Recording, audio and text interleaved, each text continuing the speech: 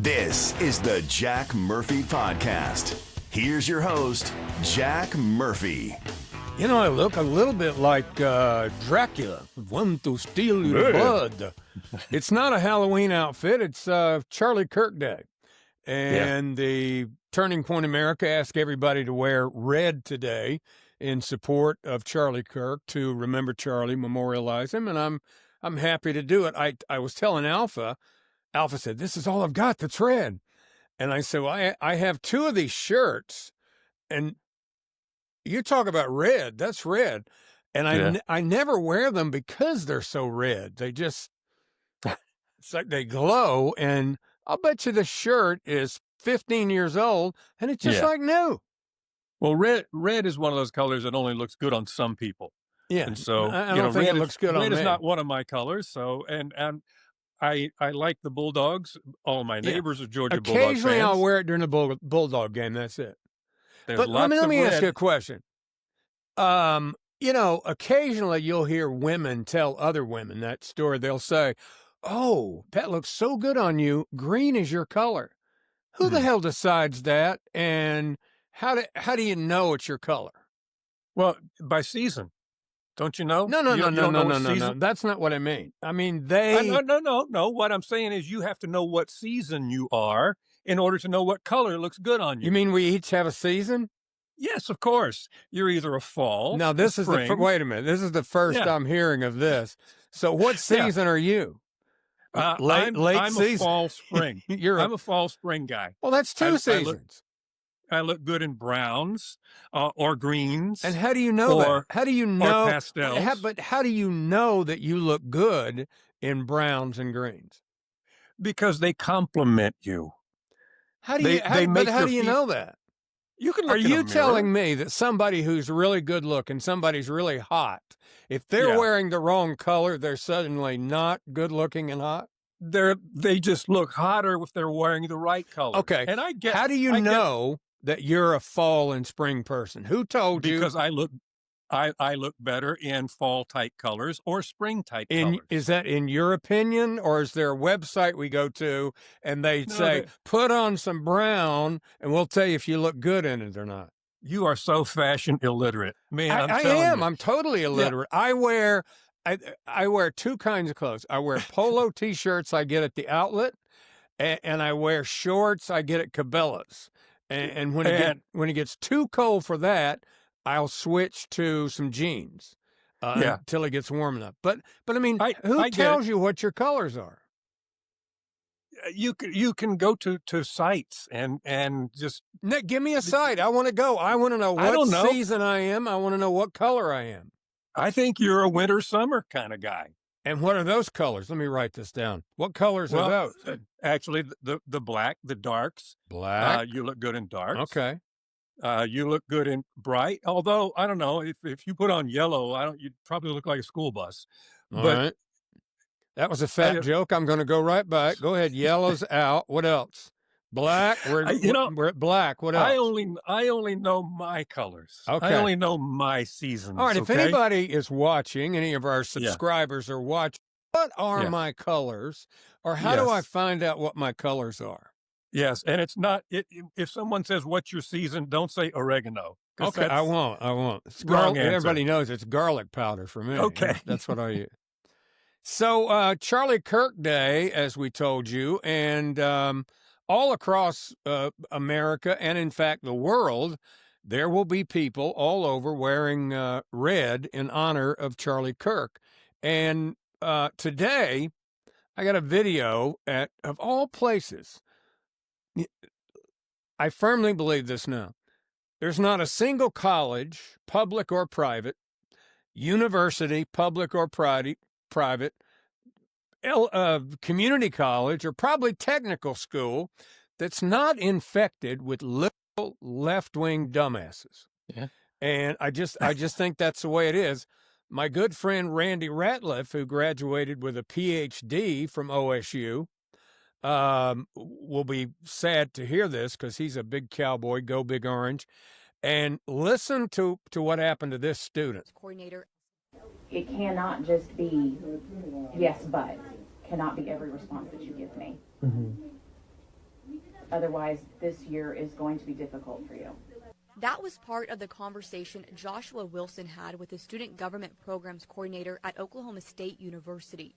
Me and my buddy who gave a speech both got direct messages on GroupMe saying, hey, I need you in my office. This private meeting sparked after Wilson spoke during the open comments section of a student government meeting about remembering and honoring Charlie Kirk. While doing this, Wilson was wearing this hat that Kirk gave him when he came to the OSU campus earlier this year for his Turning Point USA campus tour. For me, personally, it has nothing to do with partisan politics whatsoever. It's just something I got at an event that meant a lot to me. Wilson says the coordinator was at the government meeting when Wilson spoke about Kirk and never said anything that night about his hat. I felt very threatened. Why isn't this something like we could have talked about in Senate? Why couldn't we just brought that up? Maybe a text message saying, hey, dress code is this, dress code is that. But Wilson says it wasn't about dress code. I have family who don't look like you, who are triggered, and I will be very candid with you, who are triggered by those hats and by that side. I was respectfully saying that this hat wasn't partisan. Again, it was something that I got volunteering for Turning Point when Charlie Kirk. The student is wearing a 47 hat, spoke at a student group about Charlie Kirk, and then a professor calls him in and threatens him. Says that she has people in her family that are snowflakes. Not the language she used, but that's what they are. They're triggered by a hat. And he needs to stop wearing it, or he's going to have, quote, a tough time this year. Right. I mean, that's a threat, isn't it? If you are not going to pass my class. So no matter how well he does, he's not going to do well in her class, which colleges are supposed to be open the bastion of free open thought. Ideas and free thoughts and speech and all that. And discussion and conversations and debates. But no, it's this is the way you are going to think, and you think otherwise, you're not going to do well. Unless your speech or your thought triggers me or some of the other goofballs that work here or our relatives. Who gives a shit what your relatives are triggered by? Right. Yeah. Why are you bringing that to the classroom? Do they go to school here, or is the university paying them too, or what? Yeah. Who cares? Yeah. God, it makes me so there's mad. a historical thing to this. That the critical theory, which came out of the Frankfurt School in the 1930s, all evolved into the communist type thought of ways to take over a country or a government, and one is to infiltrate the colleges and universities, and that's found its way down to high schools as well, because a lot of people in education feel the way this professor does, and it's a shame. Oh yeah, I see them on social media now all the time. Teachers who say, I'm starting my teaching job this year. I can't wait to share my ideals and my political with the students, because teachers have always been active. No, they haven't. They're not supposed to be. No. Did you know or even care about the sexual orientation of any of your teachers? No, I mean, there were rumors about some of them. So we talked about it because there were a few that were, you know what I mean? Yes. Yeah. There was a woman's PE teacher that, but nobody cared. Nobody cared. No. Yeah. I mean, we talked about it a little bit, but we didn't really care. Knew it, but you know what I'm saying.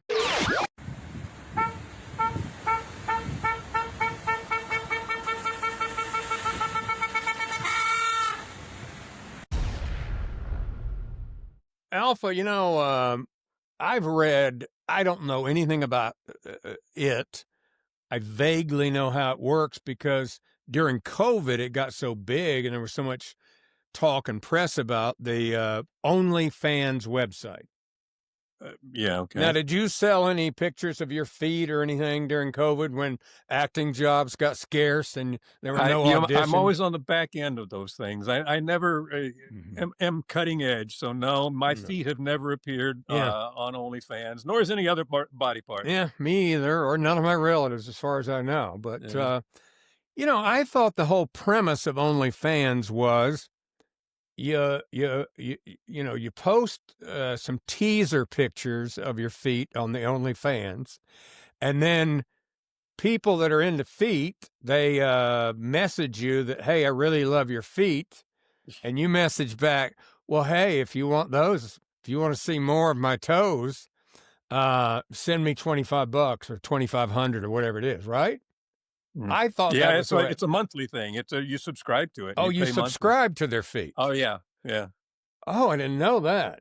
All right. Yeah, that's why these mostly women, I guess, who are very attractive. I mean, they earn literally millions of dollars. A lot of money, because they've got all these crazy people who are willing to give her money every month. That's what I've heard. Well, there's one OnlyFans model, 27-year-old. Oh, that's not her. Nice ass, though. That's not her. That's not. She's got a cute ass. This OnlyFans model, Sabrina Vale, has been arrested for a month-long stalking campaign against her sugar daddy's wife. According to she is very attractive. Yes. According to the arrest report, she allegedly followed the couple to restaurants, sent hundreds of late-night messages, even left a box of lingerie on their front porch with a note that said, he likes this better on me. He must have really been throwing some cash her way. Must have been. And then sounds like he got caught, cut it off, stayed with his wife, and she really wanted the money to keep coming. Neighbors say that she would park down the street in her white BMW watching the house for hours, live streaming herself, complaining that homewreckers get blamed for being honest. One witness told police she once blasted Beyonce's Single Ladies outside the family's home at 2 a.m. Wow. Now, this guy was 45 years old. He ended things with the OnlyFans model and reconciled with his wife.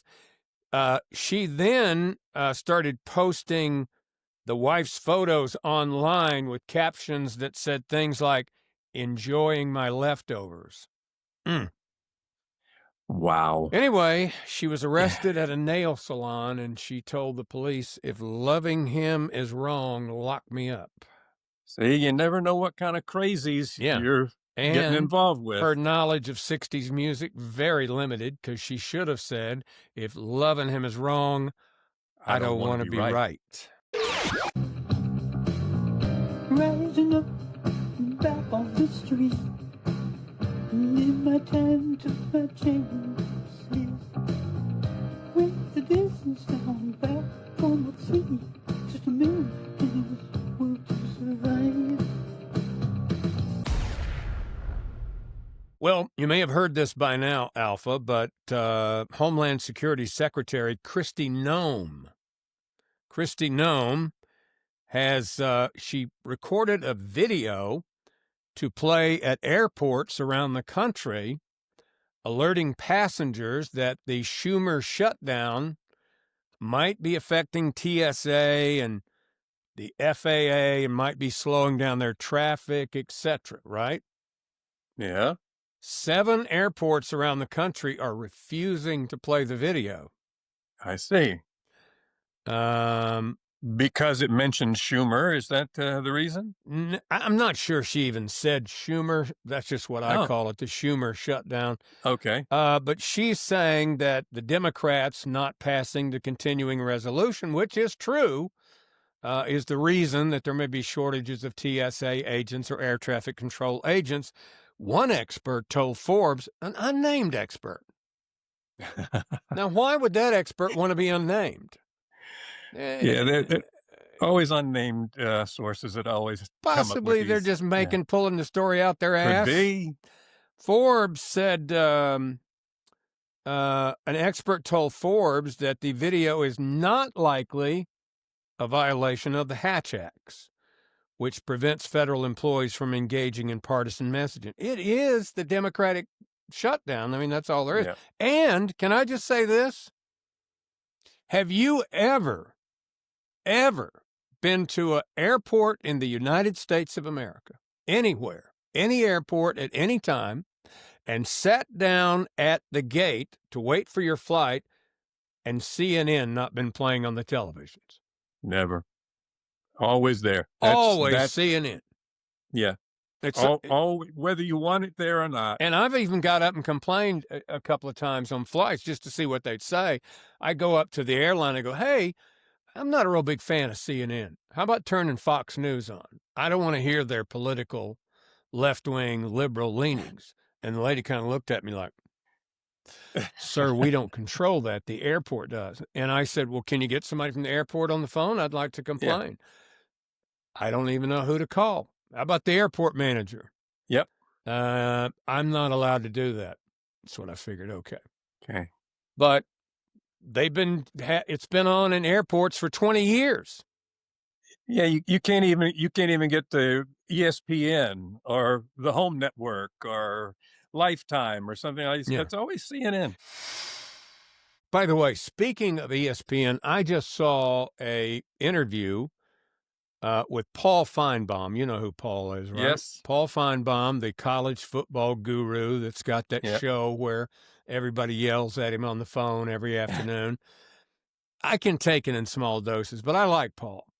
But Paul was on Outkick with Clay the other day, another sports show. Clay Travis. Travis. And Paul went off the reservation. You know, Paul now works for ESPN. They bought his show and brought him into the fold, and he now does appearances on the ESPN show in the morning with Greeny, and he does some appearances at College Game Day and all that stuff. But Paul's not happy because he said a few months ago, a friend of his in Washington that's pretty high up in politics was talking to him, and the guy said, hey, is there anything I could do for you? And he goes, yeah, get me an interview with President Trump on my show for, let him pick some college football games. And the guy said, well, I'll run it up flagpole, see what I can do.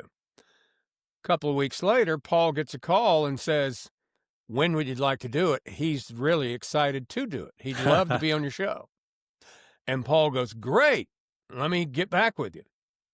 He calls his boss at CNN. ESPN? No, we don't do politics, Paul. You can't have him on. Although they send somebody to the White House to interview Obama during basketball season to get his Final Four picks. Right. Yeah. All 8 years he was in office. And Super Bowl. And Super Bowl. And if you turn on, and I never do because of this is the reason I quit watching ESPN, it's one of the most politicized shows on television. They can't keep politics off the air at ESPN. On First Take, oh my, it's all you hear is politics and racism and blah, blah, blah.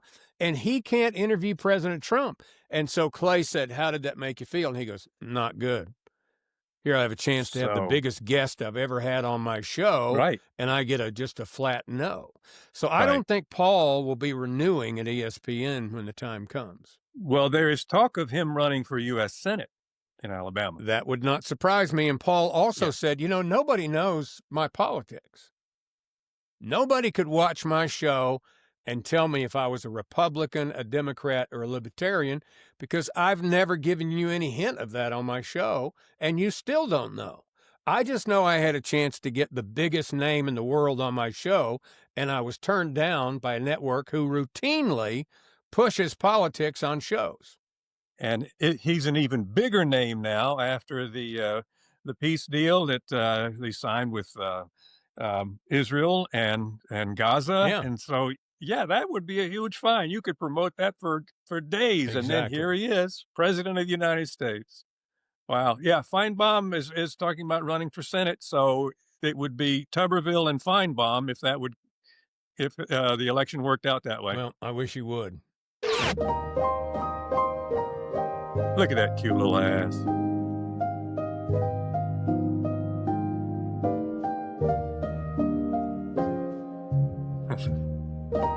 This touching moment is being brought to you by the Jack Murphy Podcast.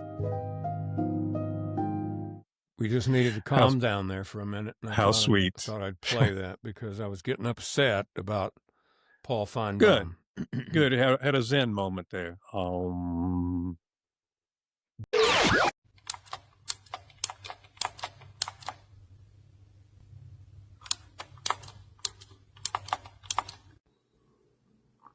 Did anyone else just learn this right now as well? I wish I had the last 40 years of typing back.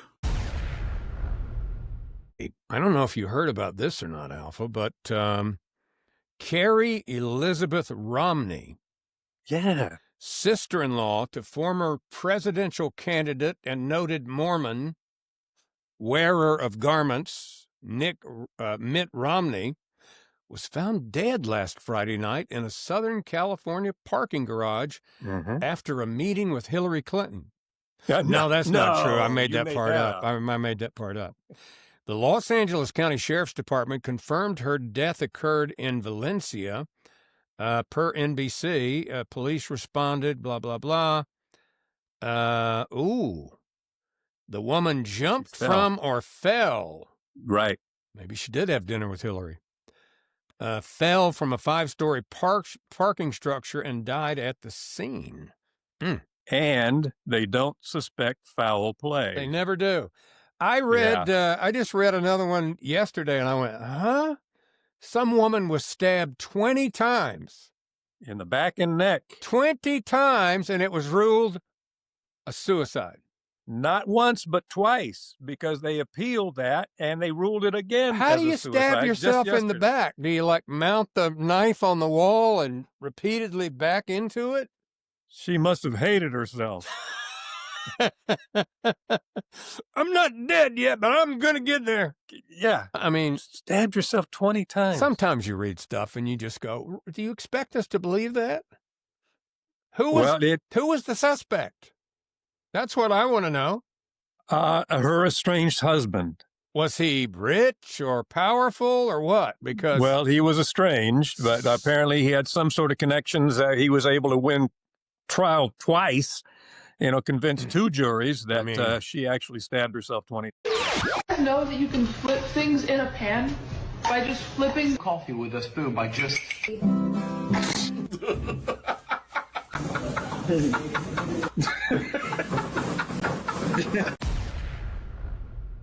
Well, as you know, yesterday, as you told me, Alpha, yesterday was Columbus Day. It was. And how did you celebrate? Did you did you go out and were mean to Native Americans? Did you go out and act like a colonialist or anything? Or no, I did not conquer. I did not invade. Yeah. I didn't pass along any vile diseases. So the thing was, Columbus was important in that he discovered the Caribbean, which led to the discovery of America and so forth. But I never really had a connection with Columbus other than the song they made us learn when we were in elementary school, or the poem in 1492, Columbus sailed the ocean blue, blah, blah, blah. But, as far as having, a celebration, maybe some Italian Americans do, but big thing for Italian Americans. Yeah. Especially in New York City. Oh, I saw the Soprano episode, trust me. Oh, yeah. But he gets a whole day. We got presidents that have to share a day. Right. They used to have their own days. Yeah, let's give Columbus a half day and give the presidents a full day of their own if we have to. But the thing is, used to have Washington's birthday and Lincoln's birthday, and now they combine them together and call them President's Day. Yeah. But you get a whole month of gay pride. You get a whole month of Black history, and it's only a matter of time until we have a Hispanic History Month. We're running out of time, folks. Is what we're doing. We can't have got that many months. But anyway, I was talking to somebody yesterday, and they said, well, they were supposed to go to somewhere. Costco. And they said, well, it's just as well. It's a holiday today. And I said, they just reinstated it a few weeks ago. Are they given time? Oh, yeah, it's off. A lot of people are off for Columbus. People get an off day for Columbus Day? Beautiful. I don't know. Holiday we don't even celebrate, and they get a day off? I know my my sweet friend Susan was up visiting her daughter in Long Island, and the kids were out of school because of it. Because of Columbus Day. And I bet if you go to the school and ask the teachers, they all hate Columbus. They probably teach he was a colonizer. Yeah, well, in Indigenous Peoples Day, I'm sure is what they wanted to call it. Well, they were saying not that the Costco would be closed, but that it would be packed because so many people would be off work and they'd be shopping at Costco. I said, I don't think Costco is going to shut down for Columbus. There's money to be made. They're going to be open. No, they're like Waffle House. They don't ever close. They're going to be open. Yeah. Well, anyway, I brought this up because Representative Ariana Presley. Oh yeah. She's the African American congresswoman that shaves her head. Part of the squad. Looks like Black Mr. Clean. She's a Democrat from Massachusetts. Yeah. She issued a Columbus Day statement alerting Americans that we are all on stolen land. Yeah. All of us. The funny thing about that is if you actually think about it, there were a lot of Native Americans here, but estimated to be under 5 million. I think that's the number. If I'm incorrect, correct me. Across the whole United States.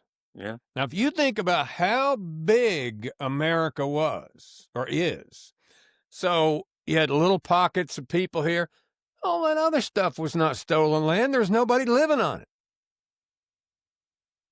So maybe some of it was stolen, but not all of it. But a lot of it's land they stole from each other. Oh, they fought. They never could. The Native Americans, indigenous people could never get along. They were constant. Why do you think we're still finding arrowheads today?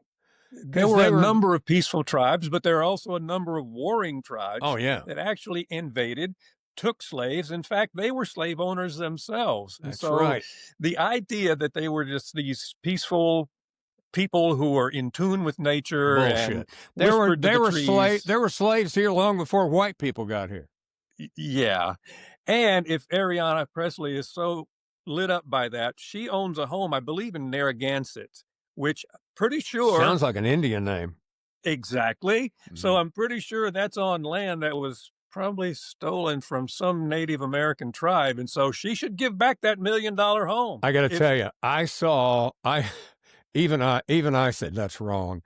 I saw the ultimate insult, sacrilege to indigenous peoples the other day.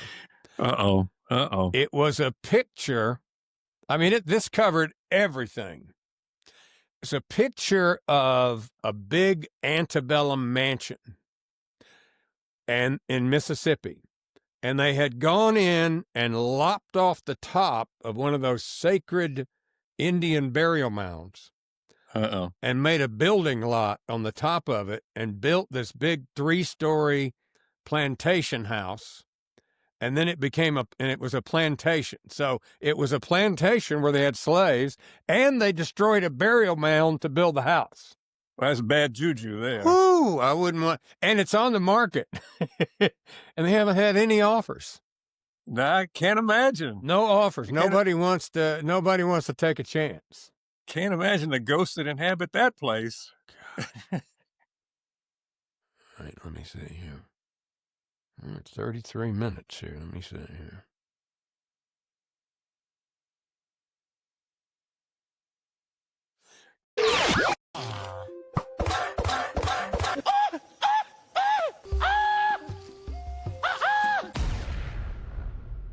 So, Alpha, this article that you sent me was pretty shocking about a vaccine, kind of damning results for pro-vaxxers. Tell us about some of the stuff they found in this study. Well, this was Dr. Marcus Zivos did this study in Oregon because ever since MAHA, this Make America Healthy Again, there has been a closer examination about what vaccines have been doing to us, and in particular, what they've been doing to children. And RFK Jr., they've assailed him for being anti-vax. And he says, no, I'm not anti-vax. I just think that vaccines ought to be studied with placebo-driven studies that tell you whether or not they are effective. Blind box studies, which we've talked about before. Right. But and he said, I don't believe. What was it that this doctor brought forward that has the Oregon Medical Board so upset? Well, he studied a couple of thousand different groups, or two groups of vaccinated and unvaccinated children. And here are just some of the little things. Children who were vaccinated had 9% higher fever. They had higher eye disorders, breathing issues, anemia, eczema, dermatitis, behavioral issues, weight and eating disorders, and of the group studied, 0 cases of ADHD in the unvaccinated group. 0. And we're not talking, by the way, I was looking at the study, we're not talking about just slightly, we're talking about 4 times higher, 5 times higher, 6 times higher, 2 times higher. I mean, it's significant numbers that we're talking about. Yeah. Well, I'm sure now that after the medical board read all this, that they rushed these findings out to pediatricians across the state, didn't they? Oh, you are wrong, vaccine breath. What happened? Well, science should be the examination of results. Right. And rather than continuing to examine the results of this man's study, this doctor's study, he got a promotion to the federal government or something like that? No. He was banned, and his license was taken away. He was kicked out of the Oregon Medical Board. You're kidding. So rather than examine the findings, they said, you're out of here because we don't care what the findings are. They are in conflict with what we believe. So you're no longer a member of the Oregon Medical Board. Unbelievable. When you say something they don't want to hear, they get rid of you. They silence you. Remember with global warming, they would say the science is settled. Oh, they're still doing that today. They're still doing it today. Science is never never there settled. Are more and more scientists coming out saying that it's far from settled. I got a video that we're going to play tomorrow with a scientist who talks about global warming and how it's far from settled science. Yeah, I think there are 1,200 scientists who have come out and signed a paper that's saying this is not a crisis. There's no climate crisis.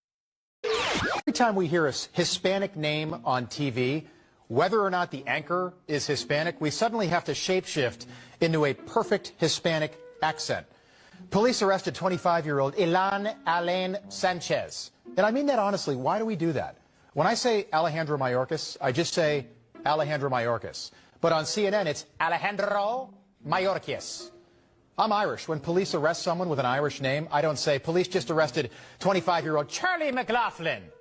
I just say, police arrested Charlie McLaughlin. Stop that. Stop. Well, finally, folks, Halloween right around the corner. Are you dressing up this year, Alpha? Do you have a costume picked out? Probably not. I generally man the candy dish. Yeah, me too. I hate costume. I never wear a costume. They're always hot. I don't know how you do it as an actor, having to put on beards and stuff. It bothers me, and I just don't like it. I don't like to be in a costume. I've never gone to a costume party, maybe one time where I wore a costume, and it was something. I'm a hobo. I would wear old clothes, and they go, "What are you?" I'm a hobo. Well, the last time I went in costume was in college. I went as a sperm. Oh, okay. Yeah. All right. I won't go into that, but he went as a sperm, ladies and gentlemen. Went as a sperm, and I like to. I want to ask how you chose that costume, but I would grab someone attractive and say, "Up against the wall, you." Oh, okay, I got you. So the witches of TikTok are asking us to, I'm on TikTok. I'm very progressive. You're talk of the town. And the witches on TikTok, which I haven't ran into any yet on TikTok. Not a single hopefully witch? I won't. They want you to boycott the crock pot company. What? Mm-hmm. Because they say that the Crock-Pot Company broke their promise to deliver a cauldron this year for their big Halloween cook-off or whatever witches do on Halloween. They've been asking for one for a while, and Crock-Pot had previously suggested that they might make a cooker in the shape of a cauldron in 2025. They've done other shapes, footballs, baseballs, basketballs, etc. But they never did it. They didn't make the cauldron Crock-Pot, and the witches are PO'd, and they're ripping Crock-Pot online, call this a marketing flop.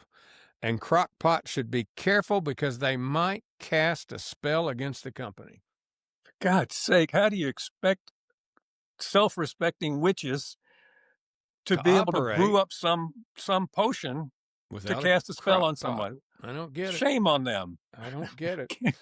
Well, anyway, thank you for being part of the Jack Murphy podcast today. If you haven't, go ahead and subscribe. Yeah. Look what you've been missing.